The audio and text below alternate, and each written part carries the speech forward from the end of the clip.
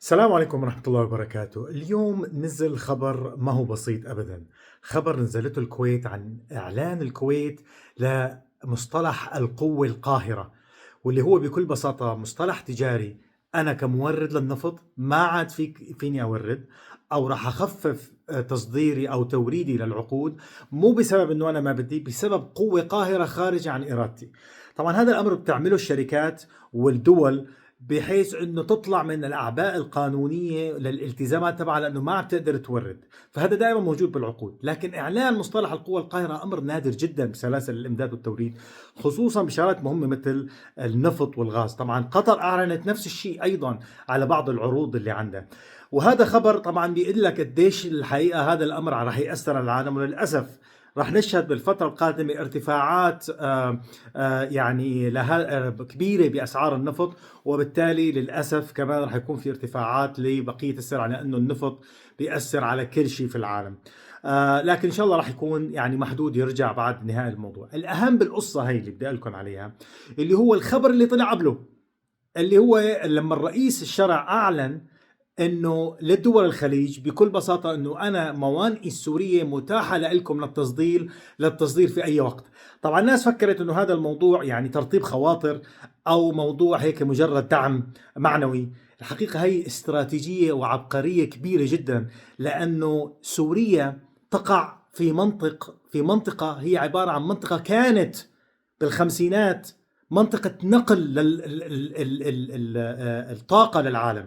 في عنا خط اسمه خط كركوك بانياس، وهو خط نقل النفط العراقي عبر الأراضي السورية للعالم عبر البحر المتوسط. هذا الخط توقف بال2003 بعد سقوط نظام صدام. في خط أبرو، ويعتبر هو من أكبر المشاريع اللي صارت في العالم في القرن الماضي، اللي هو خط اسمه خط التاب لاين السعودي، اللي هو كان هدفه أنه ينقل النفط السعودي عبر السعودية إلى الأردن إلى سوريا، ومن ثم عن طريق لبنان لا يتخطى الانتقال عبر خليج هرمز. ايضا الشيء الاهم منه اللي هو الفكره اللي هي نقل الغاز القطري لاوروبا عبر هذا الخط، عبر خط ينتقل من قطر الى السعوديه الى سوريا، ومن ثم الى تركيا ومن اوروبا. طبعا هذا خط حيوي مو بس لسوريا، هذا للعالم كله، لانه الهدف الرئيسي منه تخليص اوروبا من الاعتماد على الغاز الروسي، واللي هي روسيا ماسكته من هون. طبعا على فكرة إذا بتذكروا آخر أيام سقوط نظام الأسد كان في محاولات لتعويمه، وكان السبب الوحيد لتعويمه أنه بلش يفكر أنه يسمح بهذا الخط. طبعا هذا الخط بيقلب توازنات العالم، بيقلب توازنات روسيا إيران وأوروبا أمريكا، بحيث أنه ما عادت أوروبا رهينة للغاز الروسي.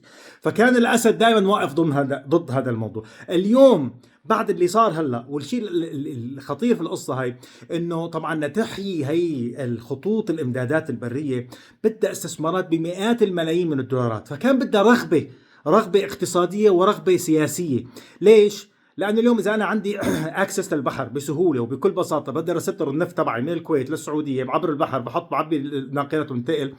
لشو هلا انتقل عبر دول تانية وامد خطوط انابيب نفط بدها صيانه وبدها استثمارات ويعني بنيه تحتيه ضخمه. اليوم مع الحرب اللي صارت عم تثبت للعالم كله انه هذا الخليج العربي مضيق هرمز هو ليس آمن بوجود هذا النظام الإيراني المارق.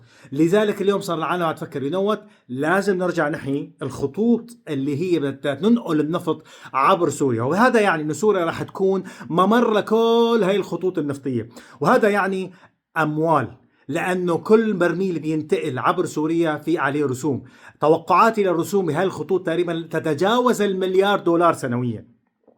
ضيفوا على هذا المشروع الكلام اللي حكيته في فيديو سابق، اللي ما شافوا يشوفوا عبر سوريا نقل للبيانات، فصار في عنا نقل الطاقة ونقل البيانات عبر سوريا. وهذا يعني انه سوريا في مركز اساسي مو بس للمنطقة، للعالم اجمع تتحكم فيه. وبالتالي نحن الافكار اللي الناس عم تحكي فيها بانه يعني شو راح يصير لقدام، سوريا مقبلة على مكان تكون فيها سنتر لكتير محور اهتمام العالم، والعالم كله مهتم بنمو وازدهار واستقرار سوريا. ويعطيكم العافية.